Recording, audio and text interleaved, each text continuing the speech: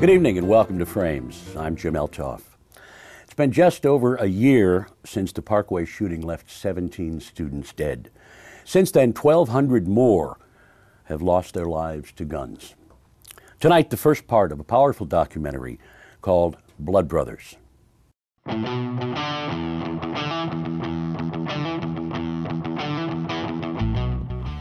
Everybody living like they bulletproof. Put on your belt, then put on your pizza, you know. And it don't matter if they don't know how to fire it or not. They just feel like they Superman when they got it. They feel like they somebody else. Cowboys and Indians nowadays. Just stupid.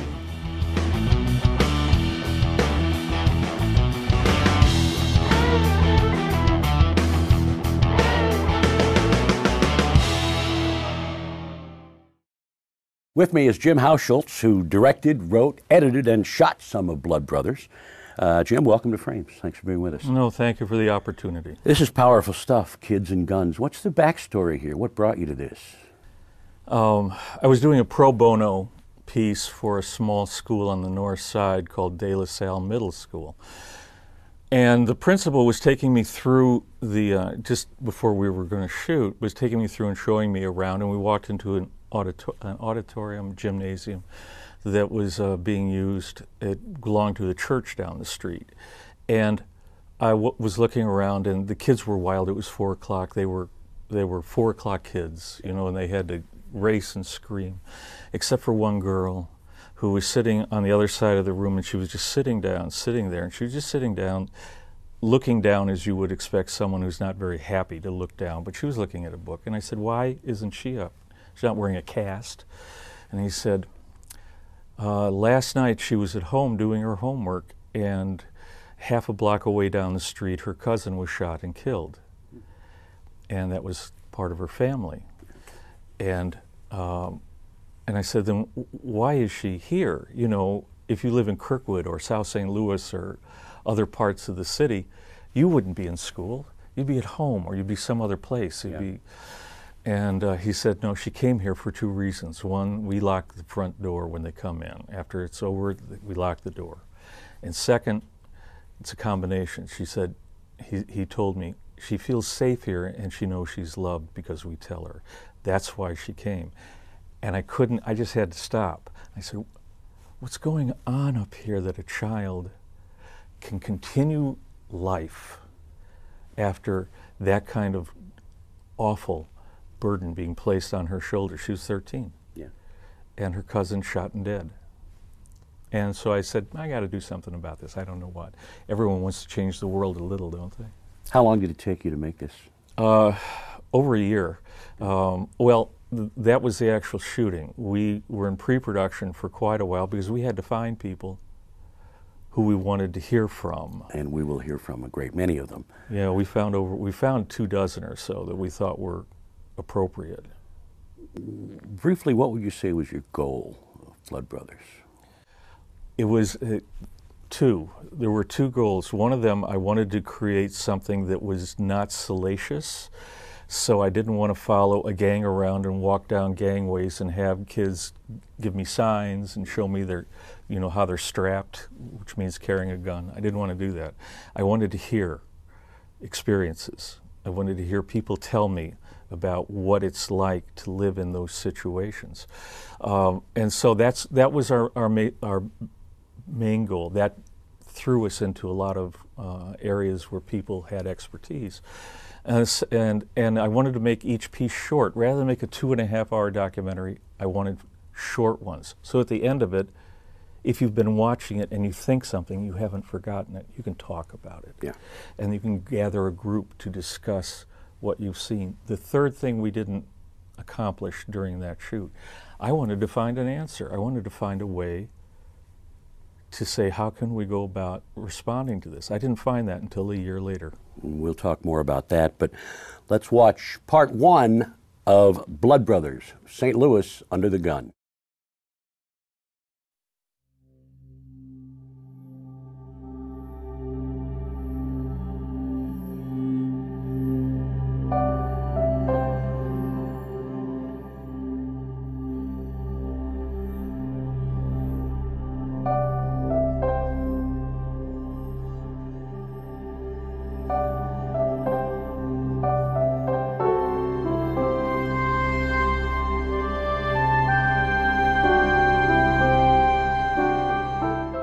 The situation with gun violence in the city of St. Louis is one that really celebrates, I think, a culture of violence. It's really a part of sort of the day-to-day environment that many young people live in the city of St. Louis. When people talk about it, persuading someone to not pick up a gun, not commit an act of violence, and you're taking a person who's grown up around violence, you basically set me up for failure. If that child isn't mean and tough and capable of taking care of at least themselves, they're going to perish because nobody else is taking care of them.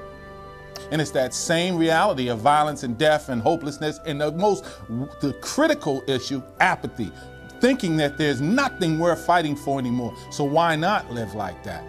This is not a mystery. This is not magical. This is not something that is, you don't have to be a therapist or some kind of a intellectual to understand what in the world's going on here.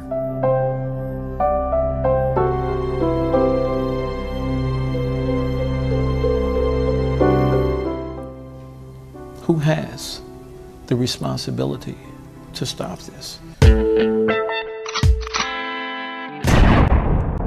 Really, the homicide is really the same as the shooting. A shooting is just a failed attempt to kill someone. And it's just by a matter of luck that the bullet didn't hit the person in the right place to produce another homicide. You don't wait till you're in danger to get a gun. Because most people who wait till they get a gun, they ain't ready to use a gun. The person who does the shooting already has the gun long before the shooting comes. It's a mental thinking game. And so what happened was, I go through a mental process. It's a mental training. So you get the gun, you get the knife, it's a mental training. You know, you train your mental training on, you know, if this dude come up to me, I'm gonna shoot him. I'm gonna hit him here, I intend to kill him. You already got that mental training in place. So when you get ready to do it, it's not a kid that where he run and grab his uncle's gun and he shoots. He done already thought about that a long time ago. That's why it was so automatic. When you people say, oh, he just went and grabbed the gun and he shot somebody. No, he didn't. He been thinking about that for a long time. He had that process already played out in his head. I had mine already played out in my head, so when I do it, I might have did it in anger, but most times when dudes pull that trigger, it ain't in anger. It's total, it's flat affect there. It's a lack of emotion there, because this is nothing but business. These kids, I think, not only do they not realize the seriousness of what they're doing, but it really doesn't matter. You know, it really doesn't matter. And once that bullet is fired, everything changes. A child is injured or a child is gone. Another child may be incarcerated for the rest of his or her life. What does that do for the family? What does that do for the community?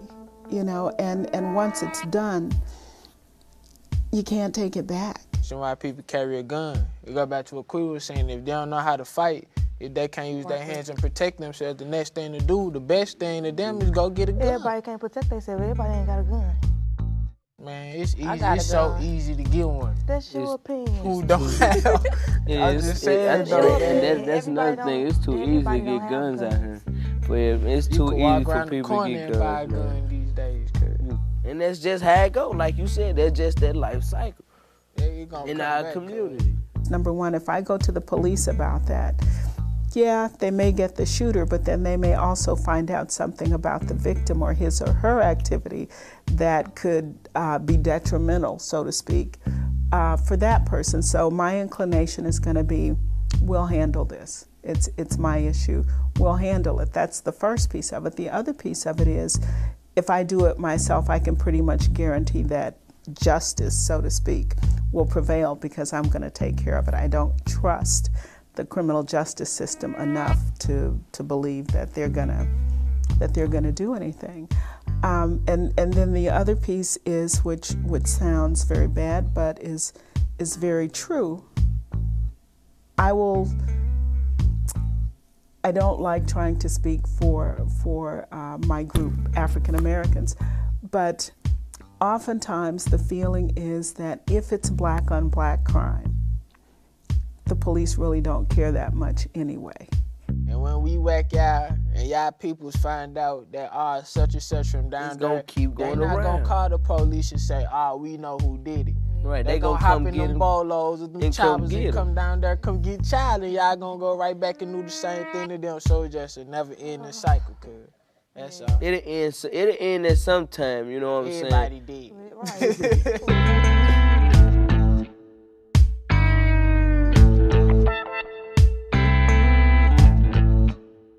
All right, like I said, I grew up in the Jeff Vanderloo area. I didn't see beyond Grand. So here it is, my area was in square, just make a square. Cass Avenue, Martin Luther King, Grand, and Jefferson. That's my square. I didn't see beyond that. And so you got guys who may end up being a big-time drug dealer, and he's making $20,000 a day. But he's never been across Grand because he doesn't see beyond Grand. He doesn't see beyond Jefferson. He may venture off a little bit. He may go to the county a little bit. He may go to the south side, but pretty much his life is within these square blocks. He can't see beyond those blocks and say, man, there's a Washington University over there. Man, I can go to Spain. Man, I can go to Africa. You can't see beyond that. Because for the simple reason is, when you step out beyond that, all you're trying to be white. They use that kind of term as crabs in the barrel. I got to keep you within these square blocks. It is not white society that's doing it. It's that generational poverty that's doing it. You can never get out. There's no such thing as out. You could become inactive, choose not to participate, but you're never out. You would actually have to move to a whole other state in some cases, or move to a different city in other cases to consider yourself as gotten out. But say, what happens when you fall on hard times over there? Things ain't go out as planned. Right back to what you know. You're not out. Let me explain myself, and then let me explain young men in violence. Myself, I didn't care about the outcome in terms of me, the crimes I got involved with that led up to my incarceration. All I cared about was one thing. I was sold a dream that if I became a good enough hustler, if I committed the best act of violence or the most heinous acts of violence, then it came down to a situation of me improving my lot in life. Because myself and other people who grew up in poverty, there's not a whole lot of options available to you. And it's easy to say, well, get an education, get an education.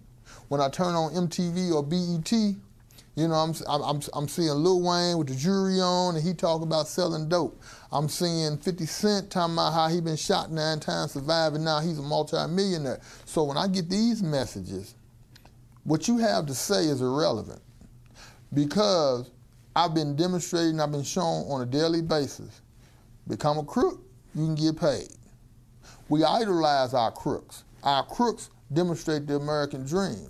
From Joseph Kennedy, John Gotti, Samuel Petty, Frank Lucas, Nicky Barnes. What do you have to show me that's contrary to what they're showing me? Your message is once a week, 5 days a week at school, from 8 in the morning to 2 o'clock. Then I get a message, if my mother happens to take me to church on Sunday, I get that message from 9 to 11 o'clock saying, Lord Jesus Christ, be a good person. And then at school, stay in school, don't be a fool. How many times do I hear that message? 5 days a week, from 8 to 2. The rest of the time, the message is, sell dope, don't be the dope fiend. Sometimes it's like dog eat dog out here. You know, swim or sink. That's it. And if you don't catch on and you trying to live this life, if you don't catch on quick, ain't nobody gonna teach you this. You got to catch on. Ain't nobody finna take time. We ain't got no tutors out here. Ain't nobody finna take time to tutor you and teach you how to do this or do that. And if you run into somebody that's gonna teach you how to do this or do that, you know, then hey, you been blessed, because didn't nobody teach me nothing. I'm not idolized because I went back and got a master's level education. I'm not idolized because I made a turnaround. I'm always going to be idolized within the streets for the fact that I did 15 years and I walked up out of there. You know what I'm saying? I did 15 years, and my manhood is still intact. I did 15 years in prison. Well, I also had family here, but I also grew up as a product of the system. You know, group homes, Division of Youth Services, juvenile, state custody, everything to the workhouse to the penitentiary. My first incident, I believe I was like 13. Yeah, I was 13, and I got caught with some crack cocaine under a scat cell, and I was sent to juvenile, and at that time being my first offense, I sat there for like a week or two, and then I was released. And then a week later, I ended up catching a flourishing and dispersing a firearm at a police officer, and I was sent to a group home from that and certified afterwards. So from then on, everything else has been adult cases. At 13, I thought I'd be a millionaire by now. That was what I thought. I thought, seriously, I would be a millionaire. I thought I'd never have to work a day in my life. How are you going to get to be a millionaire? Through the game. I was going to get to be a millionaire through the dope game. I was going to pretty much hustle up enough money, save it, invest it, find ways to use it. A hustler is nothing but an entrepreneur. That's all he is. It's a difference. See, I was the hustler. I wasn't the dope seller. Yeah, I sold dope, but the difference is, for people who don't understand, is when you sell dope and that dope is gone, you don't know what else to do. But you have the hustler, when the dope is gone, he's gonna go find another way to make him some more money, because it's the money that drives him. Whether it's, we go steal this car, we get the rims and stuff out of, that's some more money. You just got on the hustle. It's all in what you want to do. You see kids selling purses nowadays. They hustling. You know, I respect the hustle. My story is sort of like a riches to rags story. When I was conceived, my parents were together. They were married, and my father had his own roofing company. So it was like we were middle class, middle echelon. So we were used to having everything. My mother was a working mother. A house mother, so she never worked. You know, my father was a preacher at Bethesda Temple. So, you know, pretty much, we had a good life. Until my father started riding with motorcycle gang. He used to ride with a club called the Distant Riders. And then he used to come down on my mother. What I mean by that is that he used to start whooping on her and everything, you know, at a young age. You know, so they separated, and we were staying off El Camaro in a pretty much all white neighborhood. So, you know, the transition from that, we went to Pine Line to go stay with one of my mother's brothers, and they had roaches all in their house, and we never experienced that. We didn't know what a ramen noodle was because we didn't have to eat a ramen noodle. You know, I didn't know what it was, you know, and when I seen my cousin them eating that, I'm like, what's that y'all eating, you know? And, you know, and that's where it all began. So I seen my mother struggle so much, you know, I guess with the fact weighing down on her that she had to start all over. So, you know, my mother working 16 hours a day. So pretty much we raising ourselves. I have one brother that's older than me, 3 years older than me. So at the time he's 13, gullible, you know, and he's more friendly. So he'll rather be friendly with the guys in the neighborhood than me and my younger brother. He's 2 years younger than me, you know. So me and my younger brother, we venture off into the neighborhood and we see everything that's going on. We see young guys with all golds in their mouth and all this, and we still see them standing on corners and things like that. We like, you know, so we get to talking, what y'all doing, you know? Y'all ain't ready for this. Y'all county boys, y'all, you know. What is it y'all doing? You know, so they tell us what they was doing. They was selling drugs. Teach me how to sell. It ain't nothing you can be taught. You know, it's something that you have to actually experience. You have to go through. So now you're gonna produce your future, and you're gonna be all in or nothing. You either in for a penny, in for a pound. There's no half stepping with it. So yeah, when I jumped over that counter, I knew I was facing 35 years. I already had the time added up in my head, didn't care. You know, I had a sawed-off shotgun, didn't care. I knew the guy that I was with, you know, he had a gun, he didn't care. Because it's all or nothing. When you step out there, or what we call it the game, when you step out there, you put everything into it. It is like your religion, it is your conviction, it is your everything. Whatever's gonna come in the process of that, it don't matter. Reason why? Because I ain't got nothing to lose right now. What do I got to lose? I'm living in a tenement building with 2 or 3 family members. Your mother's working 4 or 5 hours a day, or a mother's a crackhead, or a mother's not existing, father's not there, sister got baby number 3 on the way and she's only 20, brother's in the penitentiary. I got, you know, several brothers, all of them been in the penitentiary, headed to the penitentiary. There's no food in the refrigerator, nobody's got money, everybody's within this family is praying off for each other. So what do I got to lose by jumping over that counter and getting 35 years? I got 3 hots in the cot, so what you got to tell me? You know, can't nobody teach you this. You can't go to Harvard or Yale or anything like that to get a street education. You have to get that education by hitting your head on that concrete, busting it, realizing it hurt, and then figuring out how you can go around that again without falling down in that same spot and hitting your head in that same spot again. So thus the journey began, you know, and that's how I began to be a crack dealer. Guns and violence come with that. I'm gonna hop over that counter and whatever's in the cash drawer, I'm taking. I'm gonna go out there and I'm gonna sell this dope and I'm gonna put this gun in my pocket and whoever come, I'm shooting. A majority of my family come from gang background, and where I come from, you have to do what you have to do. It is no, oh, I'm not gonna go with you today. No, you have to go. You have to go. Ain't nobody trying to hurry, you're not going. You're going.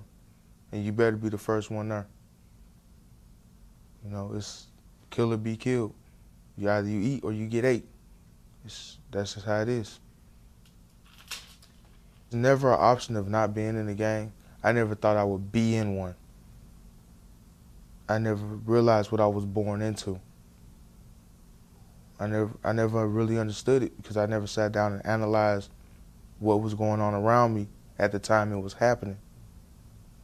When my uncle and them grew up back in the 60s and 70s, you know, whereas like they had order on the street. It's no order on the street. Cowboys and Indians nowadays. Everybody living like they bulletproof. You know. So in order for these little young guys to survive, you know, they got to get with it. It's just like a trend. Put on your belt, then put on your piece, you know. And it don't matter if they don't know how to fire it or not. They just feel like they Superman when they got it. You will want a gun for a sense of self-defense. Humans are unpredictable. You never know what the next person is capable of. You never know. It's a need for protection, survival. That's why a lot of these younger guys now join gangs, because they want to feel protected. Everybody's not adequately equipped to pull a trigger. But if I can pull that trigger, I don't need to be taught. I need to know that this is a part of my survival. So what I'm going to do is once I pull that trigger one time, it's already clearly understood within the community, within the neighborhood, he will shoot. He does have guns. So what they do is pull everybody's back. So what you do is all the ones who act aggressive but ain't going to act on that aggression, they move back. All the other aggressive ones, what you do is you move to the top of the food chain. So once I move to the top of the food chain, I can eat a whole lot better. And when I say that I can eat a whole lot better, that means if there's anybody selling drugs, they're going to automatically give me some drugs to sell. If there's anybody the best stick-up guys, they're going to automatically let me join the ranks. So when you talk about pulling that trigger, there's a whole lot of things involved that have nothing to do with the act of violence itself. It's an act of both survival in terms of Me protecting myself is an act of being able to be more financially stable. It's an act of being able to, and you got to look at it from a perspective of being primal about it.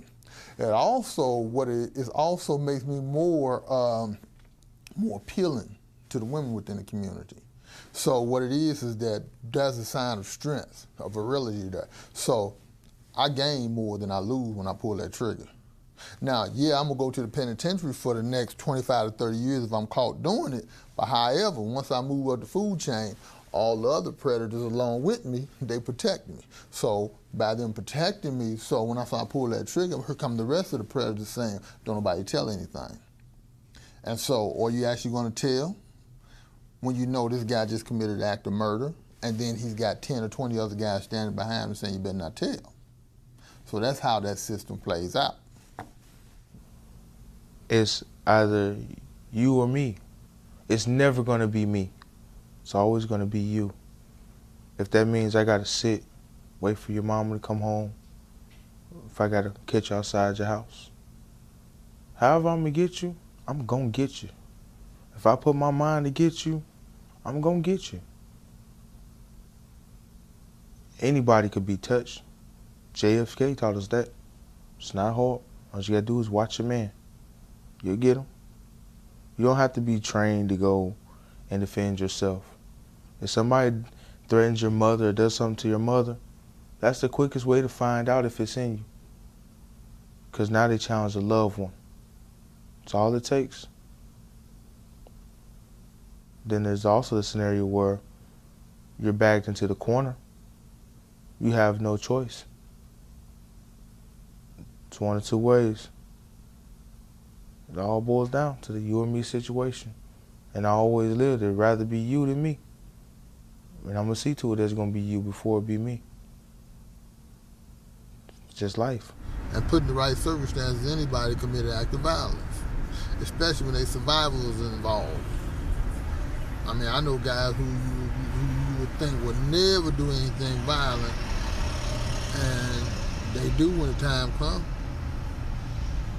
Because, I mean, it's all of it. Because at the end of the day, it's about me surviving and making it through to the next day. And that's what living in an impoverished environment where people are preying on you and people are looking to take what little you have. I mean, you're going to do what you have to do. You know, you're going to have that gun in the house.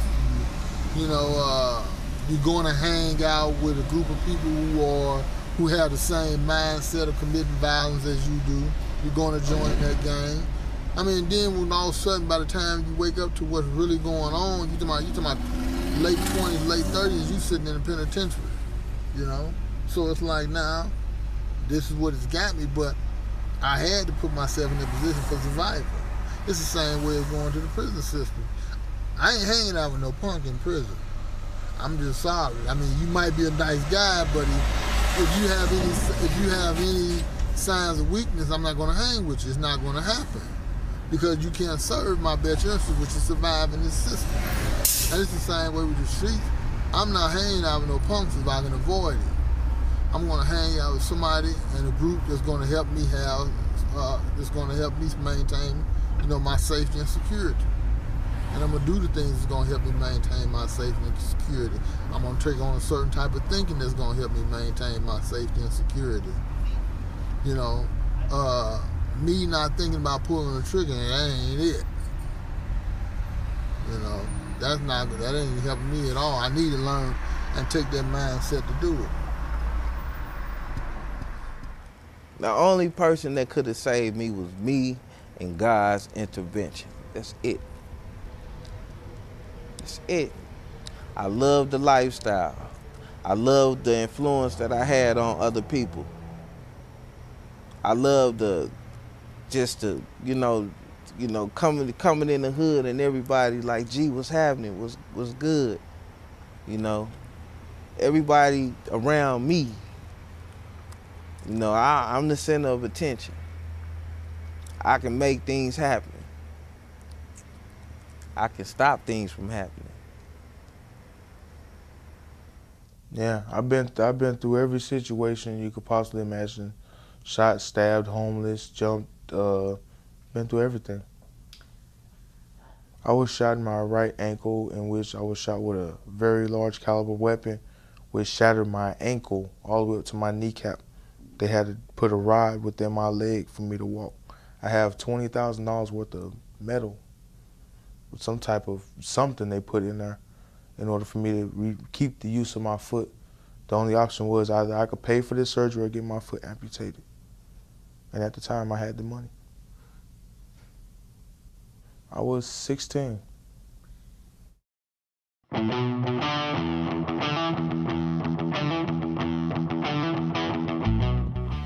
Everybody living like they bulletproof. Put on your belt, then put on your pizza, you know. And it don't matter if they don't know how to fire it or not. They just feel like they Superman when they got it. They feel like they somebody else. Cowboys and Indians nowadays. Just stupid.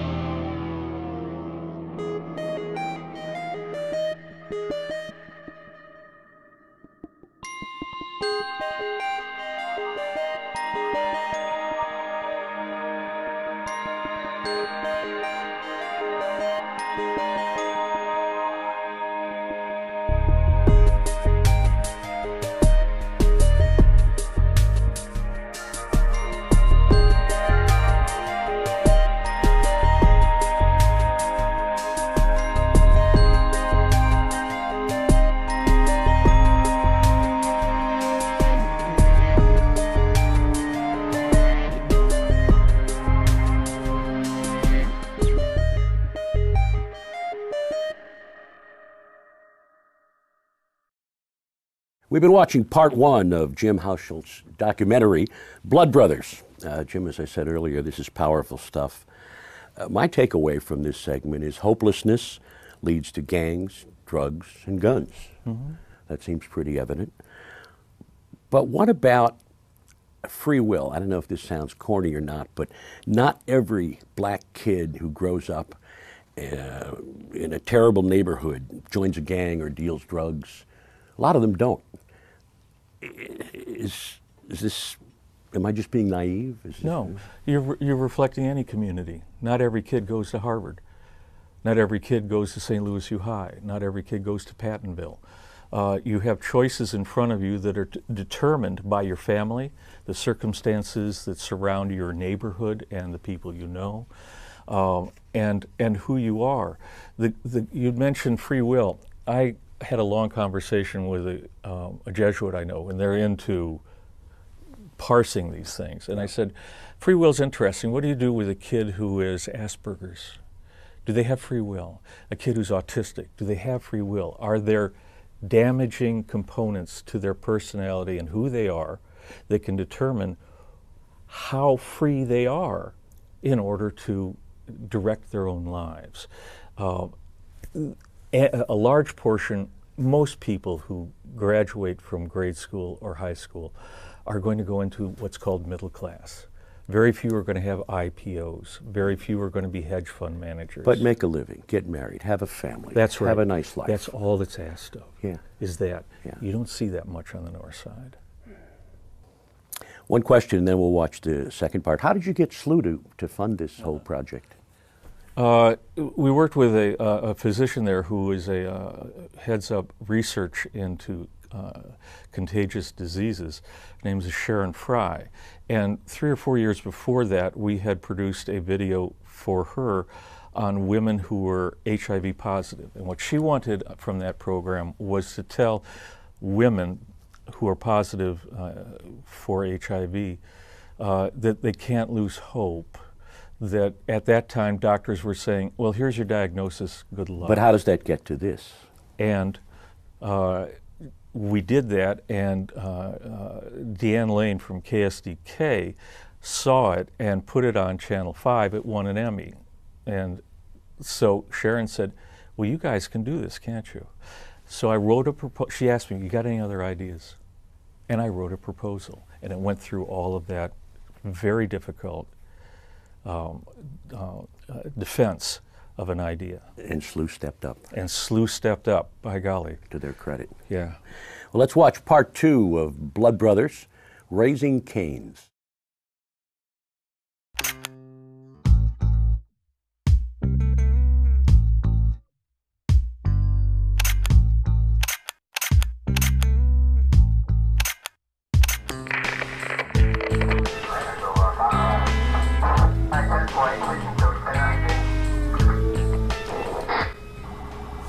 Our homicides are driven by guns. It is a leading cause of death for young people in this country, and that is not true in any other developed nation. The majority of the patients we see are young males, typically African American. They are often early adolescents. Sometimes they can be as young as 8, 10 years of age. Often they are injured by anonymous assailants. It's random shooting into an area. Houses get shot at. They happen to be in the wrong place at the wrong time. We get many children who are walking home from school and are injured by gun violence. And they come in, they may have minor injuries that are flesh wounds. They may have devastating injuries.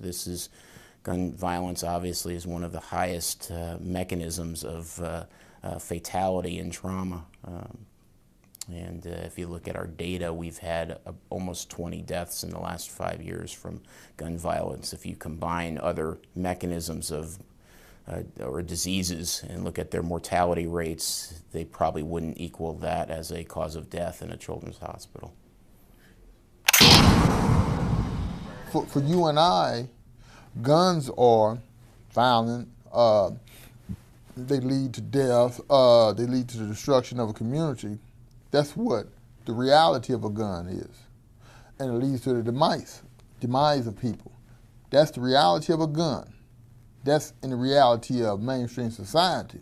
But in my reality, my guns are my ticket. My gun is my protection. My gun is my means. That is my tool. Just like you reach in the toolbox and you grab a hammer, you grab a screwdriver to fix something, my gun is my tool. I'm finna fix my problem. I'm gonna resolve my problem. That's what my gun is. My gun is not a destructive tool. It's your destruction, it ain't mine. It's my way out. So you bump into me in the hallway, what's really going on in your mind? Was it really an accident? How do I slow myself down and have a more realistic sense of how other people are relating to me? We actually have some interesting findings in the psychology literature that are called hostile attribution bias, which suggests that kids who are prone to aggression tend to systematically misperceive the intentions of other people. And they think they're more hostile than they actually are. They interpret incidents as more likely to be a threatening thing that's going to escalate than it actually is. And of course, if that's the mindset that you bring to an altercation with another 17-year-old, that's dangerous. Male self-esteem is much more fragile than a woman's. And as a result, men are much more vulnerable to threats against their pride. Plus, the one single thing that causes shame to a man is being a coward. There's nothing worse from a man's point of view than backing away from a fight. Being sexually free brings shame to a woman in our society. The same is not the case for a man. But being afraid to fight, it brings terrible shame. That's not true at all for a woman. Also, a man's self-esteem, probably more than any one single characteristic in society, is tied to their work.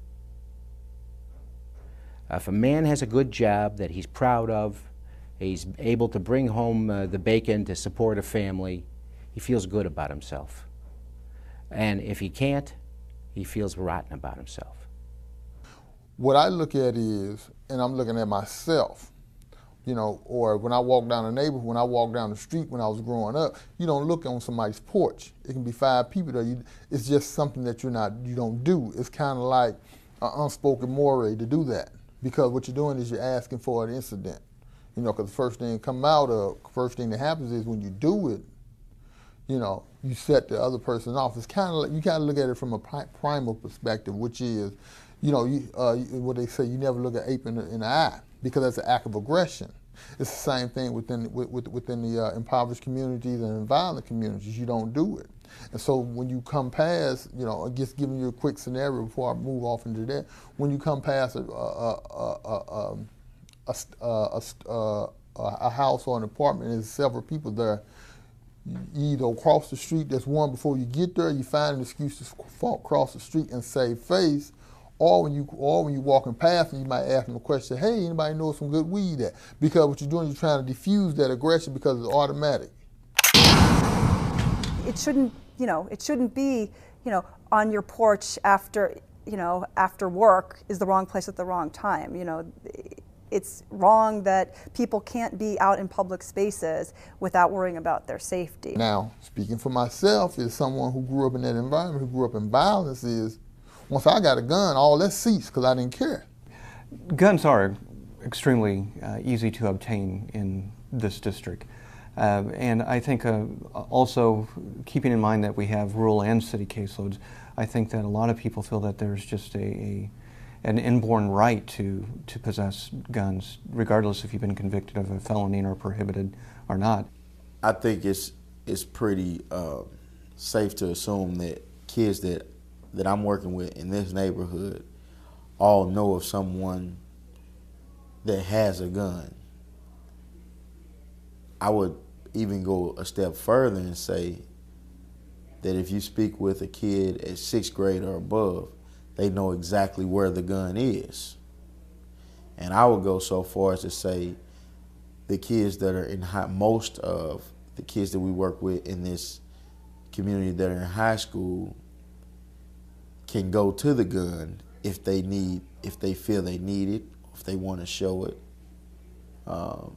That's how prevalent it is. You know, in Chicago, we don't have a single gun store, and yet we have just an enormous problem with gun violence. And if we only ever arrest the end user with the gun and don't understand how the guns are getting into Chicago or how they're getting into the hands of young people or gang members, then I think we're missing an opportunity to really focus, I have a public health background, focus upstream on where the guns are coming from and really holding accountable the other players further up the chain that frankly are probably playing a bigger role in the gun violence problem that we see. So whether it's the dealers that look the other way when they're selling to prohibited purchasers or selling to straw buyers, you know, buyers who are clearly buying for somebody else who couldn't themselves buy, or even, you know, the traffickers who are going in and bringing in, you know, making a buck, bringing guns into a community or selling them illegally to folks. So many members of families have been injured in the past that there's almost an acceptance within the family that this is going to happen at some point. You make it or you don't. If you make it, these are your scars. I've had families that I've gone out to talk to from the trauma bay to explain the injuries we've identified and what needs to get done, and the response is to roll up a sleeve or a pant leg and show me their scars. So it's a very common accepted occurrence that I don't quite understand. For people who don't know what it's like when a child comes in as a victim of a shooting, it's very sad and it's very concerning. Number one, because these are children, in most instances under the age of 17. Oftentimes, parents are not, I'll say, available. We have situations where we can't find a legal guardian. Who's setting that moral compass? What direction is that child going to go? And I contend that if that child isn't mean and tough and capable of taking care of at least themselves, they're going to perish because nobody else is taking care of them. So when they're in their teens, they are probably mean little self-protective machines. And they will protect themselves because nobody else will, at your expense, at my expense, at anybody's expense. You ask about who would give the adolescents the direction, who is modeling behavior for them, who's leading them, who's giving them the role that they're living. Well, in most cases, it's whoever's in peripheral, whoever's in their environment. If I live in a house where I see daily activity that suggests that living the lifestyle of a hustler is the way to live, and living the lifestyle of a hustler, if I'm unable to pick pockets and play the lights and play the shots, things that might have at a younger age been for other people, now it's like, nah, having a firearm is today's hustle. And that's today's model. And that's the person who comes in the house and sets a firearm on the table and says, listen, look at that right there. Now look back at some of the media depictions of what a young person looks like next to a gun. You can see almost any movie that's been very attractive. There's always firearms, firearm violence, and drugs involved. And it's always modeled around something very attractive, nice clothes, nice cars, and all the things that go to it. But very seldom do they ever show that film to the end when they're standing in front of the judge receiving 180 months or a life sentence. Or when somebody that they really care or love happens to be full of bullet holes or is leaking blood on the back seat of a car while they're trying to drive him somewhere to get him fixed, or laying in the street. And you know, if you've ever been in the peripheral of that kind of violence, you know you never forget it. You know that is part of your nature after that. That's what I think. The lack of realistic, hopeful role models for kids is a real issue that we have to think about.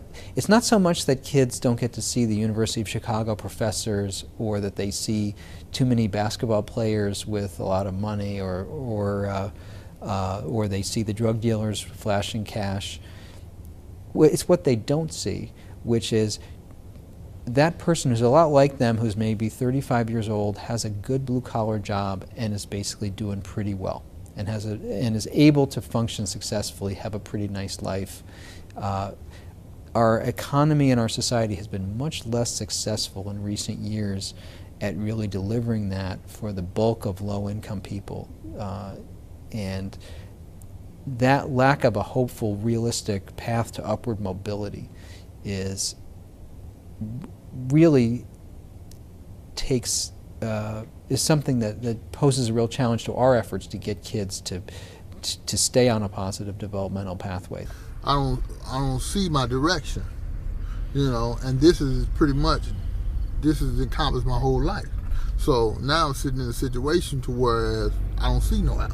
These kids know that they face some really serious limits on their opportunities. They know they've gotten a poor education. They see the adults around them often struggling, and that really makes it hard for you to say, hey, if you just keep your nose clean and do all the right things, everything's going to turn out all right. You have to really be able to deliver on that promise in a way that's credible to young people, and we often don't. The largest group that we're talking about in St. Louis specifically are African Americans. And that may be true nationwide, I don't know. But the largest group that we're talking about are African Americans. That's also the largest percentage of the population in the city of St. Louis. When I lived here as a child, it was so different. I saw the city as blossoming and growing, and people got along, and and then somewhere along the way that started to change. So people started to move out of the city, and with that went it just changed the whole economics of the city itself. Unemployment is very high, more so in the city than the surrounding areas. Buildings are boarded up. Things that used to be are no more. And so it's a lonely place to be, in the sense that what is good and positive? Where is the growth? Where is the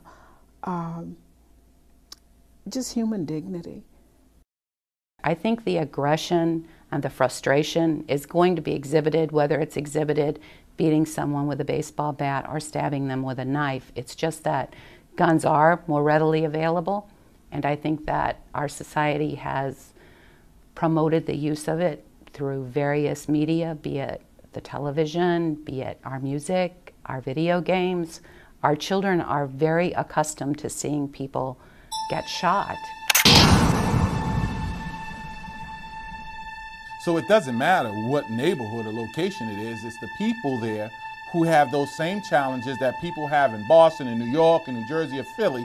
It's that same indoctrination that they've looked at and they've bought into, and it's that same reality of violence and death and hopelessness, and the critical issue, apathy, thinking that there's nothing worth fighting for anymore. So why not live like that? A kid from Parkway who knows he's going to college, probably won't have to pay for it on their own, and has parents behind them, supporting them, who've been through the same kind of system, guiding them and helping them along the way. A kid in the inner city whose father may have been you know, a janitor or a mechanic or a construction worker, maybe or maybe not having a high school education, is starting out from a whole different place. And I think that's where the potential for violence comes in, because there's a lot of frustration and really a lack of hope about how are they going to make a life for themselves. We really, as a country, are average when it comes to every other indicator of violence when you compare the U.S. to other so-called developed industrialized nations or democracies. And the only place where we are an outlier is in our homicides, and that is because our homicides are driven by guns. It is surprising to many people how dangerous some of the Western European cities are in a lot of ways when it comes to non-lethal violence. If you want to get mugged, going down into the London Tube is a good way to do it at the wrong place at the wrong time. You can get your car stolen in Stockholm quite easily. There's a lot of burglary. There's a lot of all kinds of crimes in Western Europe that are less likely to end up with someone dead because they've done a better job of controlling the proliferation of handguns and other kinds of firearms. So guns are absolutely fundamental to crime policy. It's not that we are a more violent country, we're just a much more lethal country. Our violent encounters are more likely to turn into lethal encounters, and that is completely attributable to guns. There are 250 million guns in America, so the idea that we're going to get rid of all the guns overnight is certainly not going to happen. But there are many things that we can do to discourage gun carrying, to discourage people from threatening other people with guns, to make sure that adults don't help teenagers get guns. Our young people are not genetically different than children in other countries, but they're much more likely to kill or be killed. It is a leading cause of death for young people in this country, and that is not true in any other developed nation. If you're beyond 21 years of age, you're too old to come to a children's hospital, but we don't discriminate by diseases, and I view, and many others view, trauma as a disease. And it actually, in pediatrics, carries the greatest mortality risk. So if you can impact on trauma, you're going to save more lives than impacting on any other disease that we see at a children's hospital. And I think the mission of the hospital, and I'd have to say the mission at the other Level 1 Trauma Center in the city, is to take care of children and children with diseases, and we view trauma as a disease. Last year, the emergency department saw about 87 patients for gunshots. In the city and the county, the coroner's office says we have lost to death 17 children from gunshots. So it's something that we encounter on a fairly regular basis when you think about 87 children in a year. There's very few weeks that someone does not encounter a child who's been shot. Most of the children who are able to say to us who they think they were shot by, it's usually age-related peers. So I would say that age group from 13 to 15 up to the max that we see, which is usually about 17 or 18 years old. And they're usually people who live in their community that they know. But once they hit that certain mark as far as the age, like 12, 13, they done. You know, now they become a product of the street because what they start doing, they start selling them drugs, they start getting off on the drugs, they start wanting to live that American dream by becoming hustlers. And, you know, they don't see the downside of it. They just look at it. I mean, if you look at where you're at and look at the whole environment, all I see is vacant lots. Where my prosperity at? From what we've seen, challenges that the kids face, even on this, even within very close proximity of our building, the kids are faced with financial challenges. They're faced with not having what you would call, what you would think the average kid would have as far as just daily necessities, I want to say. Because sometimes, even in the summertime when the kids aren't in school, we like to make sure that we provide breakfast and lunch because some of the kids don't necessarily get a chance to eat that at home, and it's usually because of money. They also face, a lot of them face drug issues in the home, meaning not the kids themselves using drugs so much, but a lot of them are in homes when they're of parents that are alcoholics and drug addicts, and that really has a big effect on that kid and what that kid is able to do and participate in. For the first time, oftentimes, that a child is lawfully in a vehicle is in the back of a police car coming to me. And so these children have not had the opportunity to have any experiences. Unfortunately, our children can't read and they haven't been exposed. And they haven't been exposed to anything positive. And so if you haven't been exposed to anything positive, and if you don't have the ability to dream, then the resulting acts are nightmares. Guns are an issue in this neighborhood. I haven't seen it be an issue with our younger age group, meaning our early adolescent youth at this point, but the group in the neighborhood that guns are the biggest issues with were just younger adolescents 3-4 years ago. How do you tell this child that they're supposed to be a fruitful, productive, happy human being? And they don't get the same, they don't even get to eat dinner. They don't know if their mom and dad are going to be home when they get home.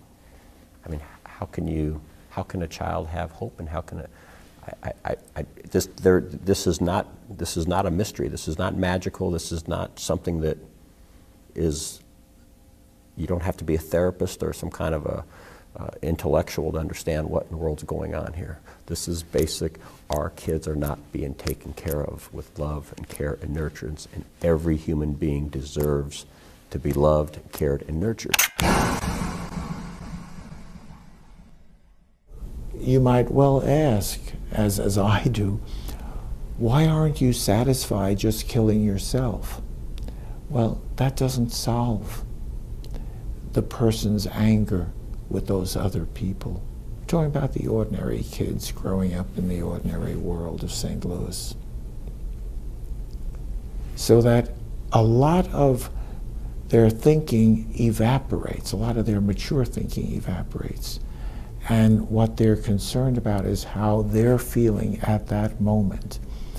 And in their mind, shooting, taking action, being powerful, will erase some of the humiliation and the shame and the anxiety and the helplessness that they are overwhelmed with. You have to be overwhelmed in order to shoot somebody deliberately. You can't lock everyone up. There seems to be reasonable limits to that, although some would argue the United States has gone beyond those reasonable limits. And I believe the statistics, for example, in the state of Mississippi is that approximately 40% of African American males are ineligible to vote. And you think about the implications of that for a democratic process. And so the social justice implications of something where you're taking a substantial proportion of the population and they're just disengaged from civic processes is just an abomination, really. And I'm afraid to some extent we've become desensitized as a culture to that.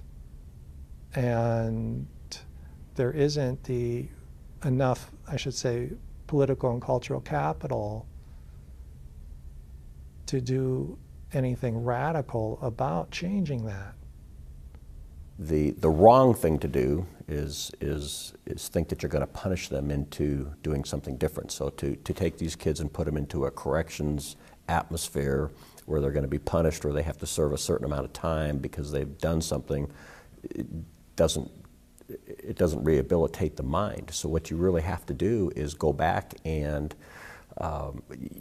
once a conscience is developed or not developed, it's, once they're 13, 14, 15 years old, you can't go back and redevelop it. But what you can do is go back and teach it. You can go back and use techniques to help them figure out what's right and wrong, to help them begin to gain some self-confidence, to help them to gain some self-esteem, to give them a hope, something out there that says, I can be something. Just because someone has gone to the juvenile detention center doesn't mean that they're a bad kid. It maybe means that they've just been handed a really bad life and they have not been given the skills or the opportunity to understand how to get out of that life. What is the genesis of gun violence? Who is the real culprit? Who has the responsibility to stop this? The children or some adult?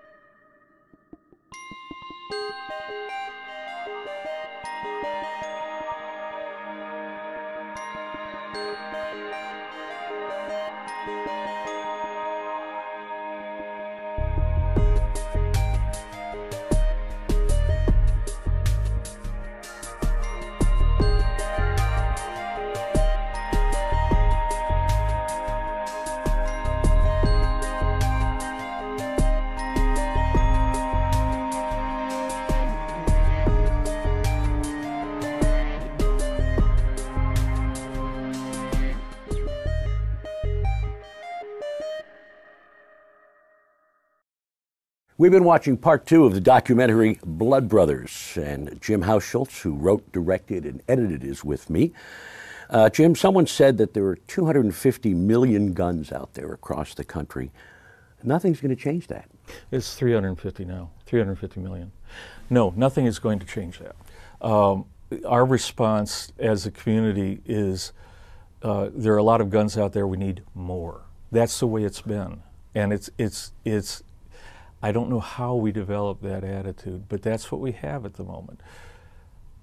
And the only way that it can start is by small groups. You would mention this solution that we had found. We don't have to talk about that yet, but there is a way to gather communities together in response to that, to say, there are many things we can do, but we're not going to eliminate guns. Yeah. We do have to eliminate trafficking in guns. It's also the contention that there's a lack of realistic role models for these kids growing up, but it wasn't always like that in St. Louis. What changed? White flight? I go to a church on the north side called St. Matthew the Apostle. It's mostly black. In the back of the church, on the side of the garage, is an Irish shamrock in glazed ceramic placed into that. It was there because it was an Irish Catholic church and started that way and was that way and kept going that way until African Americans started moving up from New Orleans and coming into town looking for jobs. And they moved into the area and whites left. Yeah, either south of Del Mar or out to the burbs. Right. Yeah. Yeah. Finally, something that came up in this episode, the idea that punishment doesn't work. We've incarcerated more people by far than any nation on earth. It doesn't seem to have helped much. Well, it's not a prevention. If it was a prevention, killing people, giving them death sentences would be effective. It doesn't work. What does work is going back to just barely teens and younger. That's the first place that it goes. But then you have to give those children opportunities that they can see are for them. You can put food in their refrigerators. You can make it safe from 4 to 6 in the afternoon when they'd be out. Yeah. There's so many components. Yeah. All right, well, that's going to do it for now. Jim Hulsholt will be back on the next episode with more of Blood Brothers. Thanks for watching. I'm Jim Eltoff, and see you next time on HEC TV.